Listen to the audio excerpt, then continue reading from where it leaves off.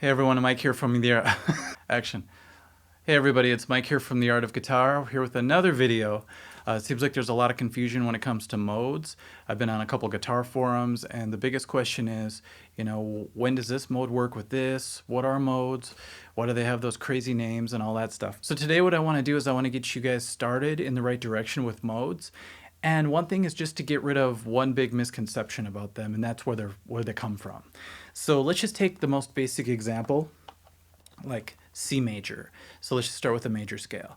So a major scale is built off of a series of whole steps and half steps. Remember, a whole step is 2 frets.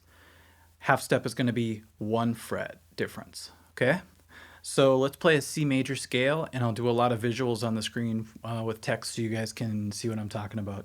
So here's your typical do, re, mi, fa, sol, la, ti, do major scale. That's C, D, E, F, G, A, B, C. So that's C major. It's built off of, if you start on C, you have a whole step, another whole step, half step, whole step, whole step, whole step, half step. So that's the sound of that scale. Now luckily, this is also called a mode. It has a mode name which is Ionian. Why do they call it Ionian? Because it's a bunch of people from a long time ago that want to confuse the hell out of you. Okay, so we have this as the major scale, but mode-wise you will call it Ionian mode, okay? So if you know major scale, you already know a mode. Now, where the confusion comes in is when you start to do the other modes. But before we do that, what I want to do is I want to put a C note as a bass note, and I want to play what I just did, the C Ionian mode, for you guys to listen to. So I'll just use a looper. I'll just go like a real simple loop, and I'll just go.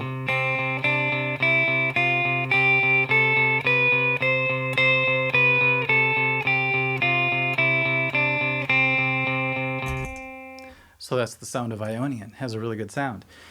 Now, we're going to start to use the derivative approach to find the other modes. There's 7 of them, by the way. There's Ionian, there's Dorian, Phrygian, Lydian, Mixolydian, Aeolian, and Locrian. A really good way to memorize all of these is to think, I don't play loud music at lunch. So that's just a quick way to remember it. And remember, Locrian's at the bottom, low. It's an easy way to remember that one since there's 2 L's, okay? Just a quick little tip for you. Now, we're not going to cover all 7, but we're going to cover 2 or 3 today just so you get the sound and you can see where things are coming from, okay? So let's now take that same scale we just did, C major. And instead of starting on C this time, we're going to just stay in the same, set of notes that we played earlier, but we're going to just happen to start on the next note, D. So you'll see we're going to start on D. Then according to the last scale we played, the next note is E, so that's a whole step. Then there's a half step right away because it's an F. Whole step, whole step, whole step, half step. And then we have to go to the D past the C that we already played as the octave, so we're going to go here. So we're just basically using the C major scale, but we're starting on D and we're going to the octave D within those parameters, okay? Now, people don't know why that would make any difference in the sound, but here's a good way to do this, okay? So I'm going to play D to D.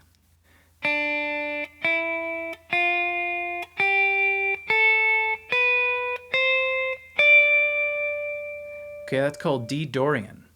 Now, to really hear it, I'm going to put another pedal tone, so I'm going to erase this one, and I'll just play a D note for a while. Easiest loop ever. Now I'm going to start on D and do what I just did.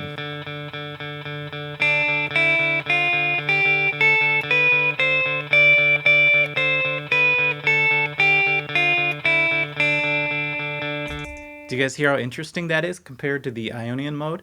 They're both good, but if you play the D note and then play the D Dorian mode, you can hear right away the minor quality of it, can't you? So you get this. Now, if you're telling me that sounds like C major, then you're not hearing things right, because it has a completely different sound. Remember, C major sounded like this. C Ionian sounded like this. Okay, it's got a real positive, real bright sound. D Dorian's gonna sound like this.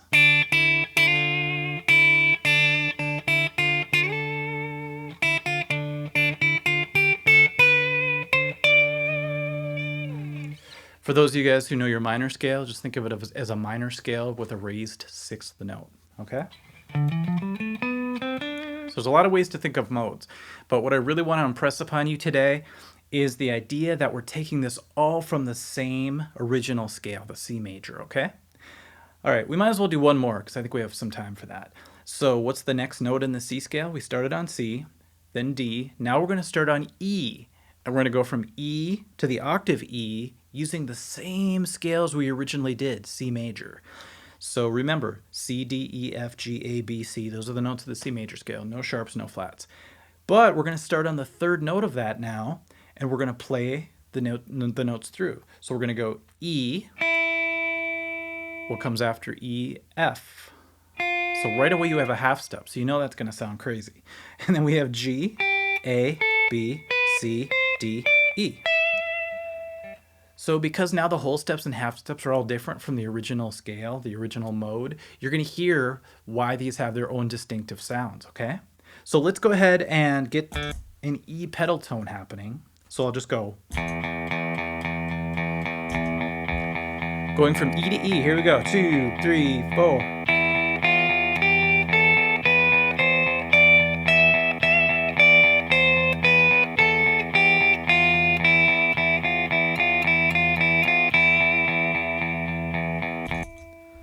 Interesting sound, isn't it? That half step in the beginning just kind of throws you for a loop. But because we have the pedal tone going in E, you really hear the quality of this mode. All right, so pretty wicked sound. Okay, so that should give you an idea of how the modes are derived. So take all of the crazy mode names that I gave you early on and try to match that up with what we're doing here. So C will be the first one, D will be the second one, and so on. And see for yourself how these modes sound and what they're built from. It's very important. And then if you want to create your own backing track, go ahead and do what I just did. So just play C for a while, record that and loop it if you can, and then go ahead and play the C scale, C Ionian mode over the top of that, and then go to D and do the same thing that I did earlier. And you're really going to get a feel for these modes, and I think it's going to clear up a lot of confusion for people.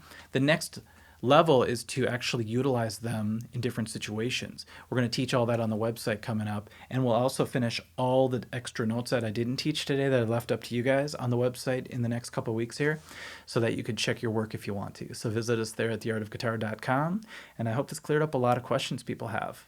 All right, we'll catch you soon. Bye.